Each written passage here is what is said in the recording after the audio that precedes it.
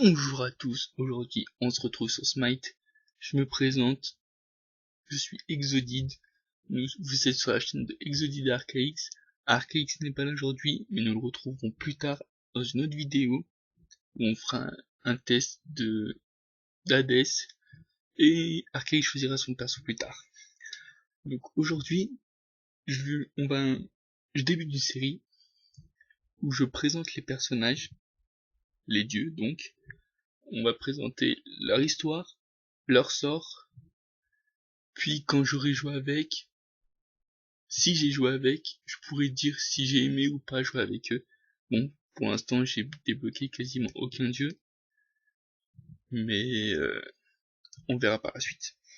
Donc aujourd'hui on va faire Zeus, Poséidon, Hadès, qui sont sûrement les dieux les plus connus de ce jeu, et donc je commence forcément par eux. Alors, les sorts de Zeus. Overcharge. Les attaques de foudre sur les ennemis leur ajoutent une charge. Les attaques de base infligent plus de dégâts aussi qui portent des charges. Augmentation des dégâts par charge 30%. C'est un malus, c'est une attaque passive. Il affecte les ennemis, c'est des dégâts magiques. Donc ce qui peut être relativement intéressant. J'ai déjà joué contre des Zeus et c'est vrai qu'au bout d'un moment ça fait bien mal quoi. Alors, Chain Lighting, projectile, affecte les ennemis et dégâts magiques. Zeus lance un éclair produisant un arc électrique qui rebondit entre les ennemis, qui inflige des dégâts et ajoute une charge à chaque fois. Donc voilà, on voit les charges qui se rajoutent avec cette attaque. Donc les dégâts c'est 45, 85, 125 et 205, plus 40% de votre puissance magique. Donc on voit que Zeus on devra lui mettre de la puissance magique pour bien taper sur les noobs qui vont nous gêner. Donc le coût en mana est de 50, 55, 60, 65 et 70 et le temps de recharge est de 8 secondes. Aegis Shield, c'est un bonus, il affecte les joueurs et c'est des dégâts magiques. Zeus exploite son éclair de manière défensive, ce qui lui donne plus de protection et augmente sa vitesse de déplacement. Le bouclier, lorsqu'il est actif, renvoie sous forme de dégâts magiques et pourcentage des attaques de base des ennemis et leur applique une charge. Protection 10, 20, 30, 40, 50. Vitesse de déplacement de 10, 15, 20, 25 à 30%. Renvoie des attaques de base de 10% et dure 6 secondes. Le coût en mana est de 75 et le temps de recharge de 15 secondes. Ouais, si, ça peut être intéressant, mais ça serait pas l'attaque que je montrerai en première si je jouerais avec Zeus. Donc, Detonate Charge. C'est une compétence instantanée qui affecte les ennemis des dégâts magiques. Zeus fait exploser toutes les charges accumulées sur les ennemis et inflige des dégâts multipliés par 1, 2, 3 en fonction du nombre de charges. Les cibles portant 3 charges lors de l'explosion sont ralenties. Les dégâts sont de 55, 75, 95, 115 et 135, plus 18% de votre puissance magique. Ralentissement de 40% pendant une seconde et demie. Le coût en mana est de 90 et le temps de recharge de 10 secondes. Donc voilà, on voit donc pourquoi on installe les charges, c'est donc pour les faire exploser avec des tonneaux de charge.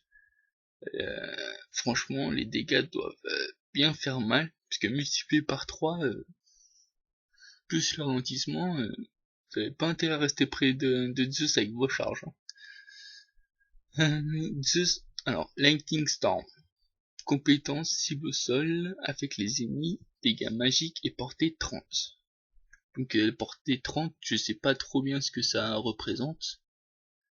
Donc je pourrais pas très bien vous dire si c'est bien ou pas. Zeus invoque dans la zone d'une tempête d'éclairs qui foudroie chaque seconde les ennemis qui s'y trouvent. L'ennemi reçoit une charge. Donc voilà, on revoit en fait les charges. Dégâts par attaque 100, 120, 140, 160 et 180. 50% de votre puissance magique et durée 5 secondes. Le coût en mana est de 100, le temps de recharge de 90 secondes. Donc ouais, je le laisserai quand même. C'est pas l'ultime que je préfère dans ce que j'ai testé, et même si je l'ai pas testé, je trouve pas qu'il a l'air très bien. Bon, bah, de toute façon, mon historique il est vide parce que j'ai toujours pas joué avec Zeus. Alors là c'est le plus intéressant parce que c'est l'histoire des personnages. Donc on voit qu'il y a quand même des petits paragraphes quand même. Alors on commence. Zeus, dieu du ciel grec, Dieu parmi les dieux, Zeus combat pour la justice et l'équité, n'hésite pas à faire tomber la foudre lorsqu'il le faut. Le père de Zeus, le titan Cronos, mangea ses enfants juste après leur naissance afin qu'ils ne puissent pas prendre sa place comme lui l'avait fait avec son propre père.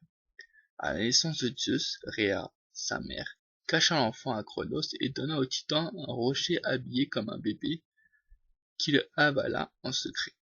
Zeus grandit sur l'île de Crète jusqu'à être assez grand et assez fort pour défier son père au cours du combat. Zeus trancha le ventre de Cronos, permettant à ses frères et sœurs de s'en échapper, ce qui tua le titan. Puis, Zeus libéra le cyclope et les autres victimes de Cronos que Cronos avait dévorées. Par gratitude, le cyclope donna à Zeus la maîtrise de la foudre. Donc voilà, là ça explique comment Zeus est devenu le dieu du ciel et a obtenu son arme qui est la foudre. Dans certains films, ils disent quand même, par exemple, je tiens ça de Percy Jackson, je crois.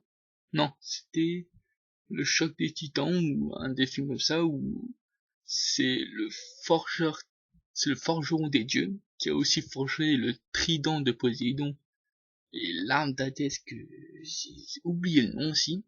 Et c'est lui qui avait forgé l'éclair. Donc, j'en suis pas sûr, mais ils ont des histoires différentes par rapport à la foudre de Zeus. Avec ses deux frères, Poséidon et Hadès, les trois dieux tirèrent au sort le contrôle de toute la création. Poséidon obtint les mers, Hadès le monde des morts et Zeus les cieux. Depuis son trône d'or au sommet du monde d'Olympe, Zeus règne sur les dieux et sur les hommes en compagnie de sa femme Héra, qui assure la justice, l'hospitalité, les serments et l'honnêteté sur son domaine. Cependant, Zeus était un dieu impulsif, et s'il attend beaucoup des autres, il n'applique pas les mêmes règles à sa personne. En particulier, Zeus est tristement célèbre pour ses nombreuses infidélités conjugales et pour les dizaines d'enfants qu'il a eus avec d'autres femmes, donc les demi-dieux. Un enfant d'un dieu et d'une mortelle est appelé un demi-dieu, comme on a pu le voir dans les films Percy Jackson, Choc des Titans, le Clash des Titans, au nombre desquels Hercule, Artémis et Athéna, donc voilà les trois demi-dieux. Une telle infidélité délibérée est la source d'une grande jalousie de la part d'Héra, mais en tant que roi des dieux, Zeus peut faire ce qu'il veut. Ouais, donc voilà, le macho parfait, l'exemple du macho parfait. Le temps qu'il fait dépend de l'humeur du dieu de la foudre. Lorsqu'il est de bonne humeur, les cieux sont dégagés, ensoleillés et chauds. Lorsqu'il rentre en colère, de lourds nuages noirs apparaissent, la foudre tombe du ciel, les tonnerres ébranlent le sol. Et ces derniers temps, Zeus est furieux. Je suis bien d'accord avec lui, mais non, aujourd'hui il a l'air content. Pour moi, il fait un peu près beau. Je tourne cette vidéo, il fait très chaud. Mais bon, on espère quand même que ça va continuer. Donc, on attaque avec Poséidon, car je garde Hadès pour la fin. Car Hadès pour moi est quand même le dieu grec que j'apprécie le plus dans la mythologie, par rapport à son histoire et à ce qu'il représente. Pas que j'aime l'enfer, hein, mais j'aime bien son histoire. Donc là on peut admirer Zeus, Poséidon, qui est pas trop mal, moi je trouve. Il est pas mal, moi j'aime bien. Je sais pas vous, mais donc Poséidon, hein, dieu des océans. D'ailleurs j'ai pas montré les skins de Zeus, mais celui-là a l'air plutôt pas mal. Attention ça charge.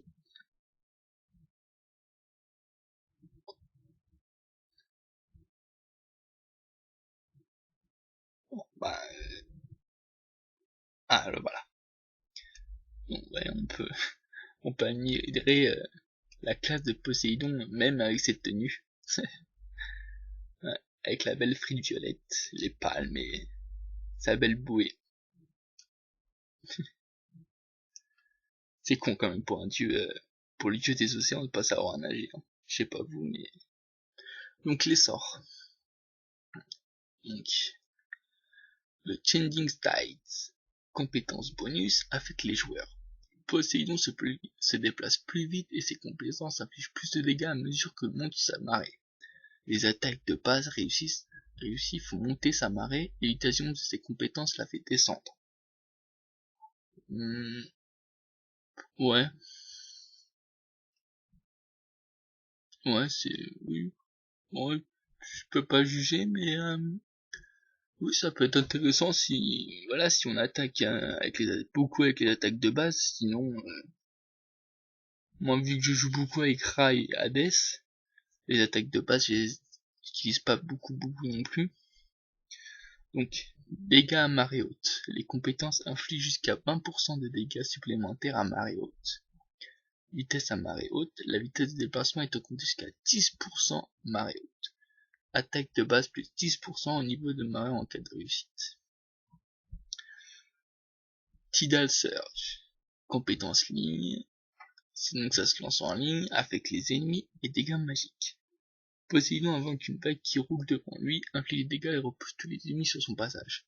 Combien de fois Poséidon, donc bot, me l'a fait celle-là?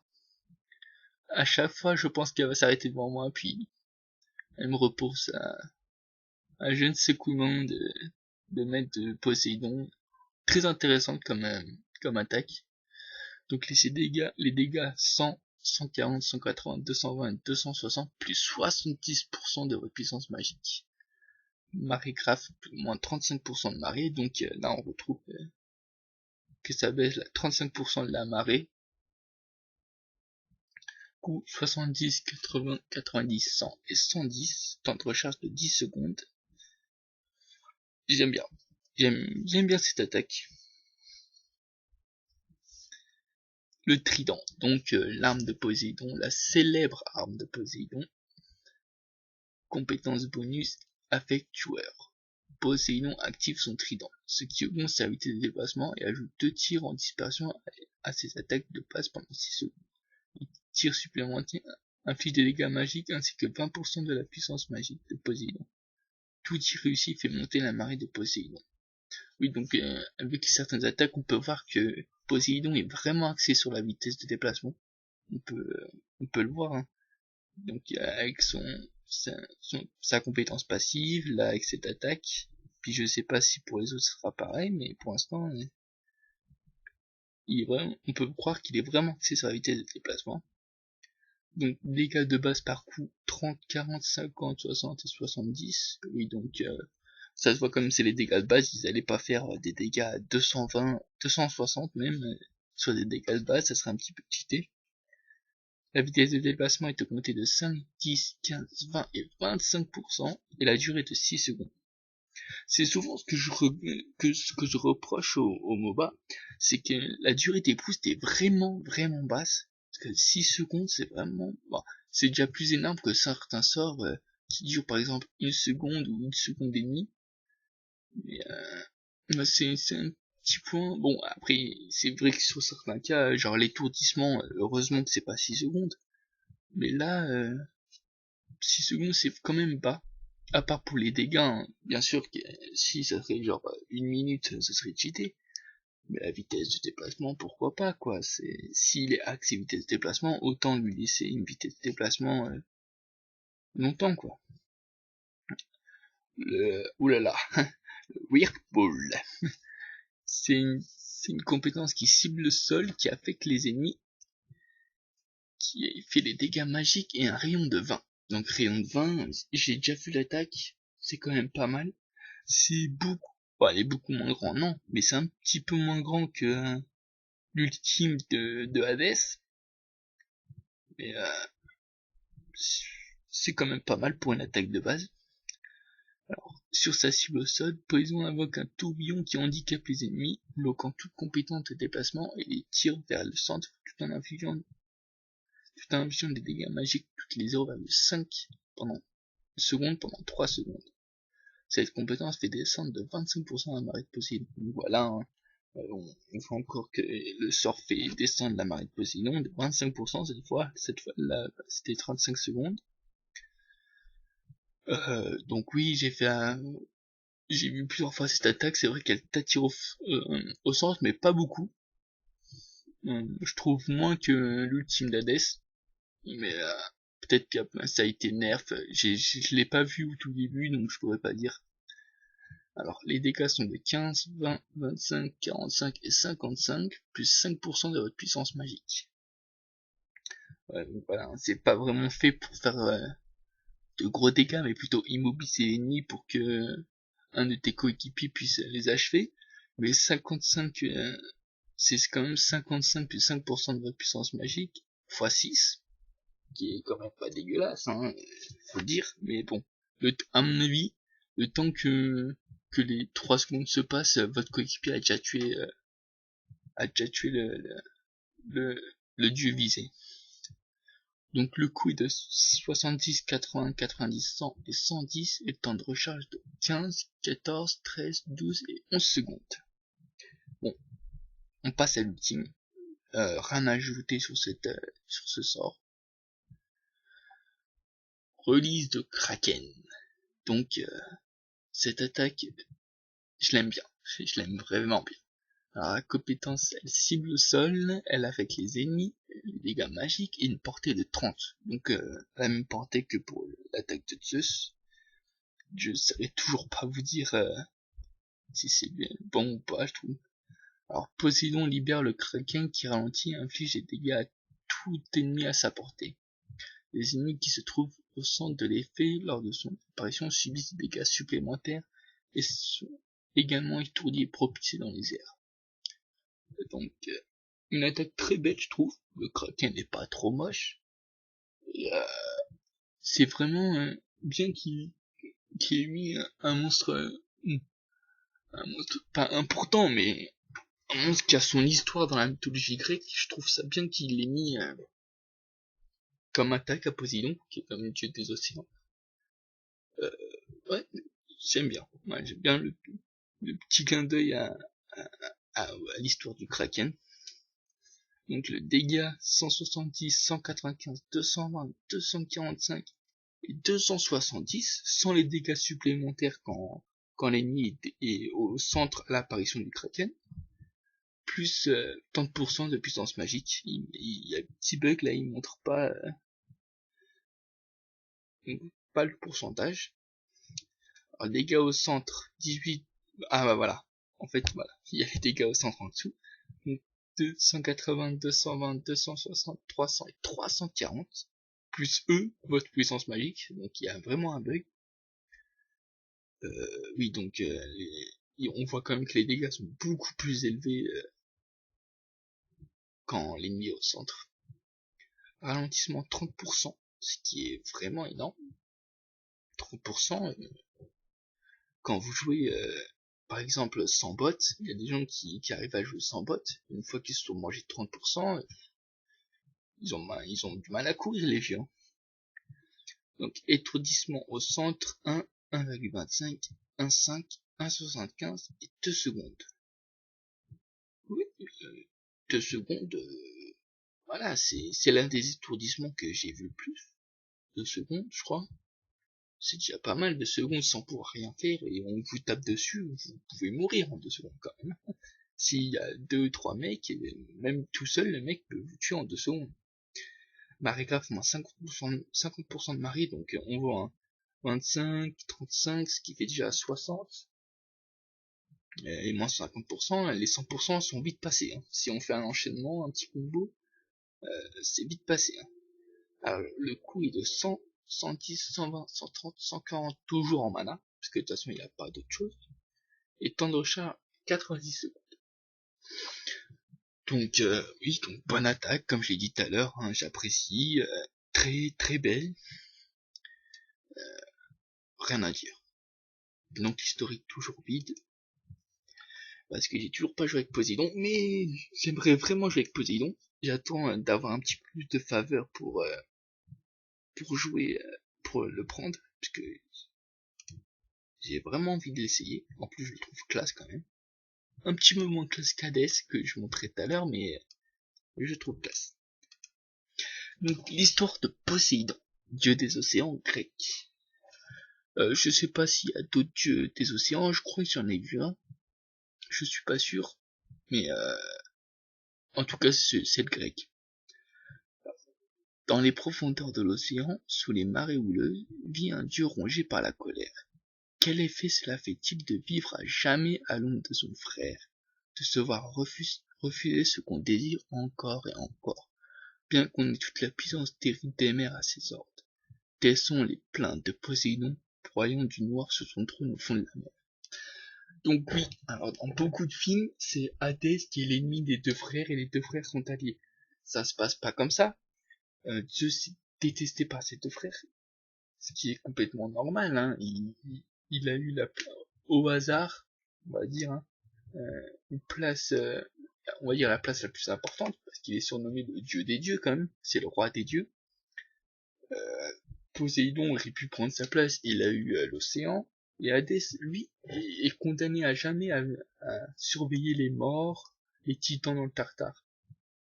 Je trouverais ça normal, même pour moi, j'aurais fait pareil, de détester celui qui a eu la meilleure place, alors que nous, on a un travail de merde, quoi. C'est dans beaucoup de films, Poséidon est allié avec Zeus pour combattre Hadès, mais ce serait plutôt Hadès et Poséidon pour combattre Zeus, hein. Même si Hadès et Poséidon sont pas non plus très amis. Bon, normal, parce que Hadès est détesté par beaucoup de monde, donc normal qu'ils fassent Zeus, Poséidon et les autres dieux contre Hadès, normal je dirais. Enfin normal. S'ils veulent suivre vraiment la mythologie, qu'ils feraient pas ça. Donc, quand ils étaient enfants, Poséidon et son frère Hadès furent avalés par leur père, Cronos. Incapables de s'évader, ils devaient attendre que le tout-puissant Zeus les libère en tuant leur père. Ensemble, ils vainquirent les derniers titans, ce qui inaugura un nouvel âge de domination pour les dieux de l'Olympe. Mais Zeus ne permettait jamais à ses frères d'oublier qu'ils lui devaient leur liberté et même leur vie. Donc oui, hein, normal qu'il leur rappelle, il devrait leur dire ouais, sans moi vous serez toujours dans le ventre de notre père, sauf que Zeus, lui, serait toujours sur son île bidon, donc et à mon avis, sans ses frères, il aurait pas battu tous les titans, le pauvre. Donc faudrait qu'il arrête de se la péter, le petit là. Alors on continue. Lorsque les trois frères se répartirent les cieux, les enfers et les mers, Zeus se proclama roi de tout. Que pouvait-il faire? Poséidon, sinon être reconnaissant d'avoir été sauvé d'un sort affreux dans le ventre de son père? Alors il se retira dans son nouveau royaume et se mit à rassembler ses propres fidèles. Donc oui, hein, roi de tout, autoproclamé roi de tout, bah oui, que vous qu'il fasse, il a gagné le respect, hein, il a tué le titan, il a libéré ses frères et sœurs, bah Poséidon pouvait que le remercier et rien lui dire, normal, il lui doit le respect. Et voilà. Les hommes bâtirent bientôt une grande ville au bord de la mer, et Poséidon s'y présenta comme leur dieu. Mais Athéna, fille de Zeus, était déjà sur place. Une compétition fut annoncée, chaque dieu devait offrir un don et le peuple choisirait son patron. Sûr de lui, Poséidon prit son trident, un trophée gagné lors de la bataille contre les titans, et le planta dans la terre, d'où jaillit une source inépuisable, mais le peuple trouvait l'eau salée et imbuvable. Athéna tendit la main et fit pousser la terre un élégant olivier, du bois, de la nourriture et de l'huile, tout dans un seul don. Le peuple choisit et la ville fut nommée Athènes. Et donc, l'eau salée, on peut penser que c'est la mer. Poséidon a offert la mer aux hommes, mais normal que les hommes ont préféré du bois, de la nourriture et de l'huile offert par Athéna, et donc on nous explique comment Athènes est née, et pourquoi ils l'ont appelé comme ça. Donc hommage à Athéna qui leur offrit un élégant olivier. Donc on va finir avec le dernier paragraphe, puis je ferai une petite pause, histoire de me rafraîchir un petit peu la gorge, puis on attaquera avec pour moi le meilleur, Hadès.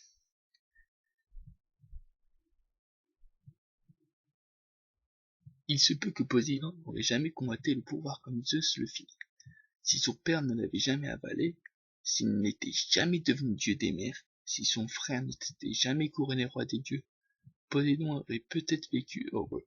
Mais cela n'est plus possible. Désormais, avec les marées elles-mêmes à ses ordres, une armée de bêtes aquatiques derrière lui et le monstrueux kraken à ses dispositions, le dieu de l'océan est assoiffé de vengeance et cherche à noyer le monde dans d'insondables mers en furie.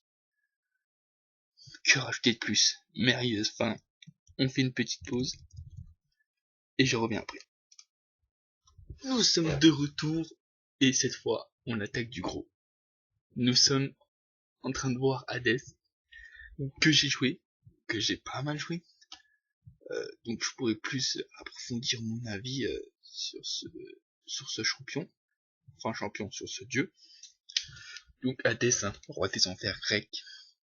Donc on aura que du grec aujourd'hui, normal, Hadès, Zeus, Poséidon, normal, dieu grec.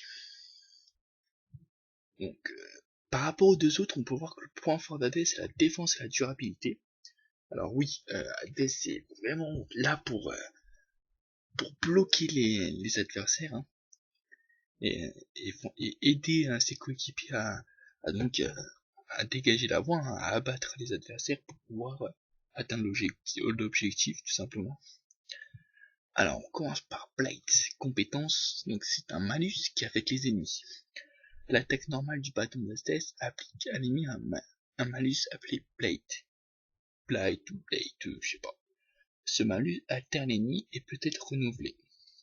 Lorsqu'un ennemi est soumis à Blight, les autres pouvoirs d'Hadès sont sur lui un effet supplémentaire. Donc oui, avant, je le fais pas tout le temps, mais normalement, avant une attaque, par exemple, ce qu'on va voir après, on doit faire une attaque normale, en fait un clic gauche sur l'ennemi, pour ajouter un effet supplémentaire. On n'y pense pas tout le temps, il faut quand même un minimum d'expérience pour y penser quand même, à chaque fois avant de lancer un sort, lancer une attaque physique, on n'y pense pas tout le temps, surtout que ça dure que 5 secondes. Donc ouais, on n'y pense vraiment pas tout le temps. Alors, compétences. Alors, Date from Below. Cible sol avec les ennemis, dégage magique et rayon de vin. Donc rayon de vin, ça fait un petit cercle, un tout petit cercle. Un cercle mignon quoi. Alors, Hadès pénètre dans le sol, jaillit dans la zone ciblée au sol et inflige des dégâts à tous les ennemis à portée. Si l'ennemi subit Blight, il est également ralenti. Applique Blight. Donc voilà, on peut voir que il n'y a pas seulement les attaques physiques qui appliquent Blight, mais aussi je sais plus, mais aussi Date from Below. Donc cette attaque, oui, je suis pas concentré là. Donc c'est une sorte de téléportation. Je l'utilise pour faire un combo entre cette attaque et l'ultime, pour pénétrer au milieu des ennemis et lancer l'ultime, ou pour fuir, tout simplement. Je fuis quelquefois, on va pas se le cacher, de toute façon vous le verrez dans des vidéos, je fuis énormément, c'est comme ça. Alors, dégâts 50, 85, 100, 195, 155 et 1900. Je pense vraiment pas qu'elle fasse 1900 de dégâts plus 60% de votre puissance magique, parce que ça serait cheaté. À mon avis, en rajoutant un 0, ils font beaucoup de fautes de frappe quand même, dans la description. Faute de frappe ou pas, ils ont voulu laisser 1900, mais écoute, à mon avis, ça fait pas 1900 de dégâts. Je serais pas le seul à jouer à Hades sinon. Ralentissement. 20, 25, 30, 35, il y a 40%. 40% de ralentissement, donc comme tout à l'heure, hein, les gens qui jouent sans bot, il n'y en a pas beaucoup, mais il y en a 40%, ça ralentit, surtout que ça dure 2 secondes. Alors 50, 55, 60, 65 et 70 de coups de mana, et temps de recharge c'est 12 secondes. Alors oui, les attaques d'Hades se rechargent vraiment lentement par rapport à d'autres personnages où c'est genre 5 secondes, 7, 8 secondes. Là c'est 12, 11, 90 secondes. Moi je joue avec Ra, donc Ra c'est beaucoup moins, 10, bon 12, 18, bon c'est pas les bons exemples, mais par exemple l'ultime à 50%, voilà, c'est vraiment exagéré 90 secondes je trouve vraiment. Bon, c'est vrai que c'est un petit peu cheaté aussi comme attaque, enfin cheaté non mais c'est pas mal, donc je comprends aussi qu'ils ont voulu mettre 90 secondes, mais l'attaque de Ra à 50% c'est aussi cheaté, hein. Donc on passe à Shroud of Darkness. Je pourrais dire aucune aucune traduction, hein, comme vous l'avez voir j'ai pas fait de traduction, hein, parce que j'ai peur de dire des bêtises, hein. Il y a des attaques que j'aurais pu traduire, mais si j'en traduis quelques-unes et d'autres non, ça ferait bizarre d'une, et, j'ai peur de me tromper, hein, et voilà, de toute façon si je me trompe, il y a les commentaires. Compétence c'est un cône, donc un cône, hein, je peux pas trop donner d'exemple, mais voilà, hein, c'est un cible, une petite zone devant toi quand tu tapes quoi. Hades réduit au silence tout ennemi se trouvant dans une zone conique devant lui. Un ennemi altéré sera aussi effrayé. Applique Blight.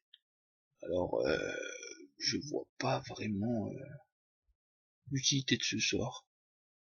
Peut-être parce que j'ai commencé le jeu il y a vraiment pas trop longtemps, hein. Il y a même pas une semaine, mais je vois vraiment pas l'utilité, je l'ai pas très bien compris aussi, faut dire. Donc, je vous laisse me dire dans les commentaires si vous avez compris cette attaque, mais franchement, sinon, je sais vraiment pas. Donc, silence de 1, 1,25, 1,5, 1,75 et 2 secondes. Oui, donc, selon le niveau, hein. Le coup est de 80 mana, temps de recharge de 15, 14, 13, 12 et 11 secondes. Donc voilà, on n'a pas très bien compris cette attaque, donc je pourrais vraiment pas dire de quoi il s'agit. J'ai pas vraiment d'avis non plus, hein. Devil Souls, donc je te traduirai toujours pas. Compétence en zone, affecte les ennemis, dégâts magiques, rayon de 20. Donc désolé, j'ai dû faire une ellipse, hein, ma cousine avait besoin de moi, donc je vais reprendre, hein, désolé pour vous, mais je sais pas du tout, j'en étais... Ah si, c'est bon. Alors, si l'ennemi subit Blight, celui-ci explose et inflige des dégâts à tout ennemi à proximité, en plus de guérir vos alliés. Les dieux ennemis ne subissent que 50% des dégâts lorsque Blight explose. Consomme Blight. Voilà, on voit un des sorts qui consomme Blight, hein. Celui-là applique Blight, celui-là aussi, et celui-là consomme Blight. Attaque pour Rox, tout simplement, hein, un petit rayon, mais ça attaque fort, hein, on peut le dire. En dégâts sont de 75, 115, 155, 195 et 235, plus 70% de votre puissance magique, ce qui est pas trop mal quand même. Dégâts explosifs, donc c'est, je pense, ceux qui subissent Blight, si je ne me trompe pas.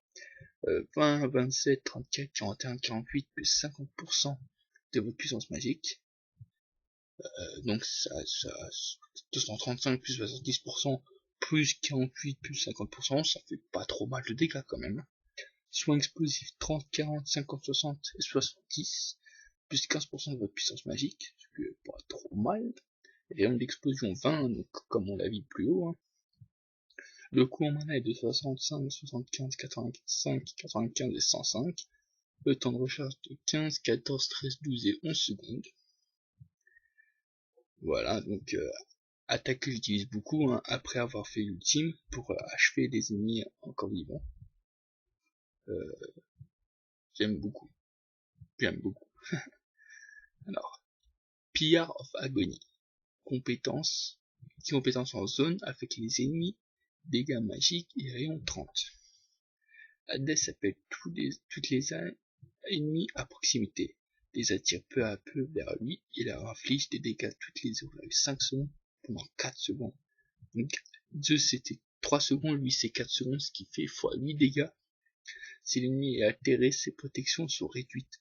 Hadès gagne également protection pendant toute la durée de l'effet. Donc voilà, compétence de tank parfaite, attire les ennemis, augmentation de la protection,